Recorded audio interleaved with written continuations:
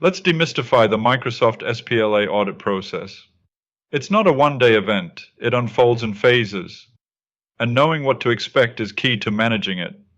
It starts with a formal audit notice from Microsoft. You'll be given around 30 days to kick things off.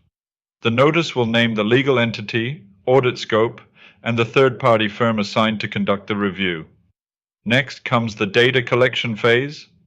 You'll be asked to provide server inventories, software install lists, Active Directory exports, customer contracts, anything that proves your usage and licensing. Then the auditors analyze your data. They'll generate what's called an effective license position, a month-by-month comparison of what you reported versus what they think you should have reported. Shortfalls? They go into the findings. After that, you'll get a draft report. This is your chance to review, challenge, and correct anything that's wrong or out of scope.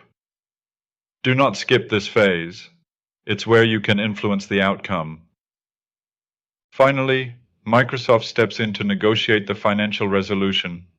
Whether that ends in a settlement, future commitment, or penalty will depend heavily on how well you've managed every step before this one.